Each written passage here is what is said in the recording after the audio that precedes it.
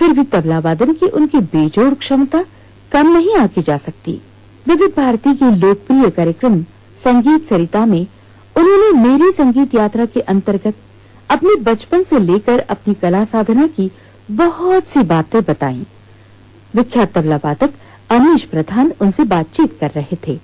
उसी कार्यक्रम से ये अंश विविध भारती के स्वर्ण जयंती अवसर पर। पंडित जी, राहुल देव बर्मन जी के साथ आपके बहुत करीबी रिश्ते रहे। मेरी बड़ी अच्छी दोस्ती थी उनके साथ और इसलिए मैंने अपने बेटे का नाम राहुल रखा। वाह वाह। और वो म्यूजिक मतलब सीखे हुए म्यूजिशियन थे। अली अकबर खान साहब के पास सरोद भी सीखा उन्होंने, तबले का भी शौक था और वेस्टर्न म्यूजिक का बहुत शौक था। तो मेरे साथ उनका ऐसा होता था कि तब वो भी मतलब शुरुआत कर रहे थे अभी। तो बर्मन दादा रहते थे यहाँ पर खार में, उनके बंगलों का नाम था द जेट जी, लिंकिंग रोड पे और मैं रहता था 14th रोड पे। वो लिंकिंग रोड से वो सड़क जब इधर आती है तो मैं रहता था एक बिल्डिंग में जिसका नाम था शांति विला। तो शाम को अक्सर पंचम, उनके पास पंचम कहते थे हम उनको, आर.डी. बर्मन को, तो उनके पास एक गाड़ी थी तो वो लेके चले आते थे और कोई ना कोई वो म्यूजिक उनके पास होता था।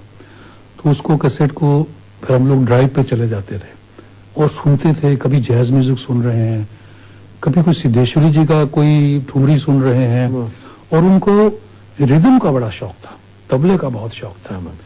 तो तबले की शौक की वजह से ही मैं भी कभी बैठता था तो तबला तब मैं वैसे छोड़ रहा था, मेरा बजाना कम हो रहा था, लेकिन ऐसे दोस्ती में बैठे हुए कभी तबला बजा दिया तो उनको मालूम था। तो उसी की वजह से उन्होंने मुझे एक दिन बहुत मजबूर किया कि गाइड फिल्म बन रही थी तो उसमें एक गाना था जिसमें तबले का काम था।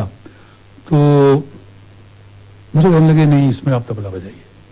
मैंने कहा कि मेरा अभी रियाज ही नहीं है, छोड़ चुका हूं और ये बड़ा मुश्किल काम है। फिल्म में बिल्कुल परफेक्शन होनी चाहिए और सब चीज सही बजनी चाहिए।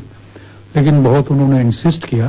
तो लता जी का गाना था मुझसे छल किए जाए, तो उसमें मजबूरन मैंने तबला बजाया था और मेरे ख्याल में अभी वही एक रिकॉर्ड मौजूद है जिसमें मैंने तबला बजाया हुआ है। लेकिन क्या खूबसूरत बजाया पंडित जी, और बहुत कम श्रोता ऐसे होंगे जिनको इस बात का पता होगा। तो आज हम सुनाते हैं इस गाने को।